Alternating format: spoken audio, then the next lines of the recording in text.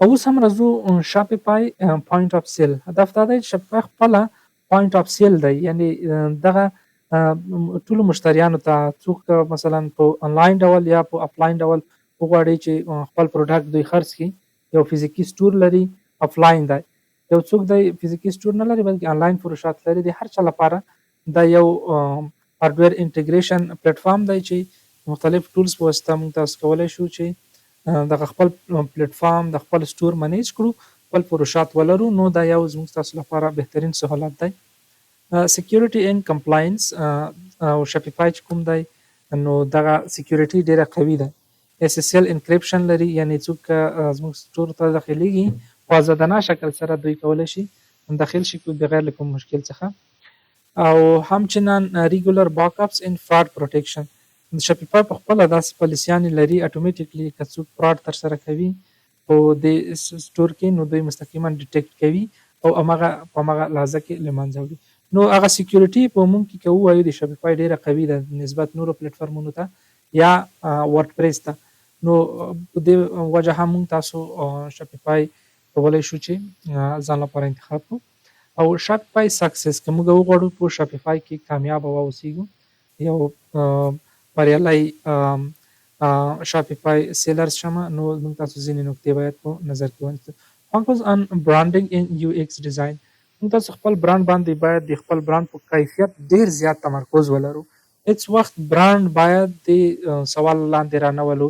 ځینې وختونه که د ځینې لاسز سره هم مخ کیږو خو خپل اعتبار په مارکیټ کې باید وساتو او هیڅکله هم خپل اعتبار خراب نه کړو. نو برانډینګ باندې او ډیزاین باندې، ډیزاینینګ دا لکه مخکې چې ما ویلې نو تر ټولو مهم په شاپیفای کې یا په ای کامرس کې ډیر زیات مهم دی. هر برخه کې خصوصا په پرسونل برانډینګ کې.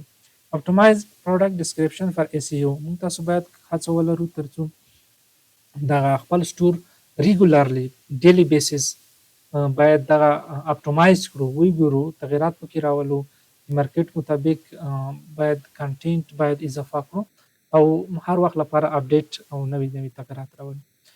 او همچنان ایمیجز چې کوم دي مخکې مو یاد کړه ډیر مهم دي په سټور کې د پروډکټ لپاره او د ټول سټور لپاره چې دا باید ډیر په های کوالټي سره موږ تاسو جوړ کړو. او ایمیلز باید فالو اپ کړو. کله چې موږ تاسو ایمیلز ترلاسه کوو دا باید ډیر جدي واوسیږو، آن ټایم په خپل ټایم سره باید موږ تاسو رسیدګي وکړو ترڅو مشتریان له لاسه ورنکړو. او همچنان د خپل سټور هغه انالیټکس کوم دی تحلیل هغه وګورو، مثلا کوم ډول موږ مخکې روان یو، کوم تغیراتو ته ضرورت دی، په کومه برخه کې مشکل لرو. نو شاپیفای ډاشبورډ موږ تاسو ته ټول انالیټکس او ریپورټ سره کوي. د همغه په اساس باندې موږ تاسو تغیرات یا نوآوري راوستلی شو ترڅو موږ تاسو ښه لاړ شو مارکیټ کې. د شاپیفای آینده څنګه دی؟ ځینې کسان مختلف نظریات لري. نو راځو موږ تاسو هم غواړو ترڅو د شاپیفای د آینده په مورد باندې معلومات حاصل کړو. ای آی ډرایون پروډکټس ریکمنډیشنز. نن سبا خو د ای آی دور دی، طبعا د سی او کې هم ځینې تغیرات راځي. کولی شو ترڅو موږ تاسو خپل سټور ای آی فرندلی جوړ کړو، رامنځته یې کړو، ځکه طبعا هر څوک د ای آی نه استفاده کوي. زموږ کاسټمرز ټول د ای آی نه استفاده کوي. نو دغسې باید مخکې لاړ شو چې یو ای آی هم باید یو ټچ ورسره ولري.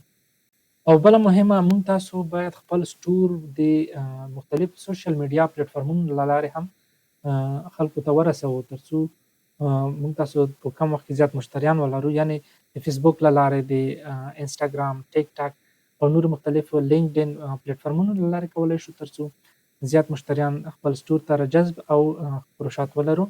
او د مختلف اپس له لارې مختلف کوم ټولز چې موږ مخکې هم تشریح کړل د دې په استفادې وکولی شو ترڅو دغه خپل تجارت لا هم پراخه کړو او اټومیټیک یې کړو ترڅو موږ په کم وخت کې ډیرو کسانو ته خپل خدمات کرایه کړو.